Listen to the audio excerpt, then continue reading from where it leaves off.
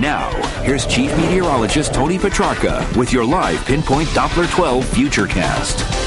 All right, a bump in the weather road coming up for tomorrow with a mixture of some snow, sleet, and rain. So it's a little bit of everything. It's not an all-snow situation. And while it's not a blockbuster, it will have an impact, especially on the morning commute tomorrow.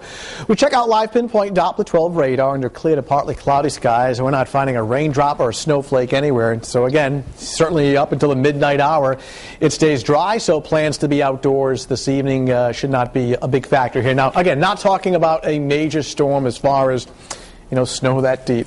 And there'll be some rain involved as well. That's one reason why accumulations in some areas will be limited. It's going to be one of those situations where the most snow would be north and west of Providence, the Foster, Gloucester areas, and the less Providence points south and east, and especially along the South Shore, unlike the last system that came through. So for tomorrow morning, snow arriving between roughly 2 and 4 o'clock in the morning, eventually turning over to a wintry mix and eventually to some rain for the commute.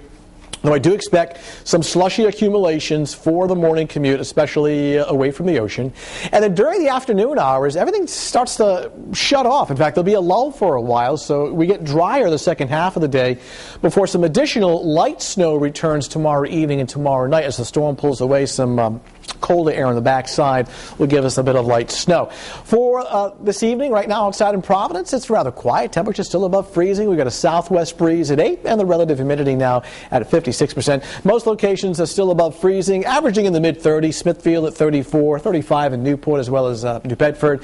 And out towards the Connecticut coastline, looking at readings at around 35. Satellite radar composite shows the leading edge of both snow and some sleet and rain is just outside of New York City, but this will take until midnight to get in here. Let me widen out the view. Storm system, and again, it's a weak one. We're not talking real big here. Area of low pressure, bluish snow, but notice the green creeping up across the mid-Atlantic coastline. That is sleet and rain, so it's one of those situations where it starts as snow, and then we start to see that transition over to sleet and rain. I want to show you a different satellite product. Is what we call the water vapor imagery. Very simple. The white represents high moisture in the atmosphere, and this little slot right in here where it's clear represents dry air. We call this a dry slot. And what's going to happen is that's going to punch in tomorrow afternoon and shut off the precipitation for a while, and another reason why we're not expecting a whole bunch of snow. So for this evening, clouds will be on the increase but staying dry. Late at night while we're sleeping, the snow starts to work in. 5 o'clock in the morning, we see some mixture taking place along the South Shore.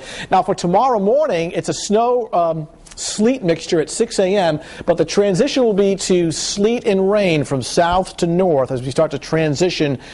Temperatures in the middle 30s, and then during the afternoon it quits for a while. We get into a lull where it's just cloudy and dry, and then by tomorrow evening, as the system pulls away, cold air works back in, we go over to some light snow. We may pick up additional small accumulations tomorrow evening as the cold air works in. So this is the map, not so much for tomorrow morning, but rather tomorrow afternoon. Mid and upper 30s, so notice we're not talking about readings well below freezing, so there may actually be some melting on the pavement. Cloudy skies, the mixture ending, so a bit of a lull, and then it starts to turn back over to light snow tomorrow night. All right, how much snow are we talking about? Really just small stuff here. The areas in purple, that includes the Providence metro area, most of our bigger cities, Warwick and southeastern Mass, anywhere from a slushy coating to about 2 inches. Where it stays colder for a little longer in the areas in light blue, and let's say 295 north and west, and probably western Kent County, some of the hillier terrain here between 2 and 4. You get up to 4 to 8 inches as you travel towards the Mass Pike and points north. So most of our viewing area, it's only a coating to a couple of inches, but obviously that's all it takes to create some headaches traveling. So be careful, naturally. 7-day Futurecast shows better weather by Wednesday with sunshine developing, cool and dry at 38, and the rest of the week looks storm-free. Daytime highs really not too hard to take, upper 30s to around 40, and nighttime temperatures in the mid-20s. So major blockbuster, no, but the timing's bad. It coincides with the morning commute, so a little extra travel time. All right, thank you, Tony. More coverage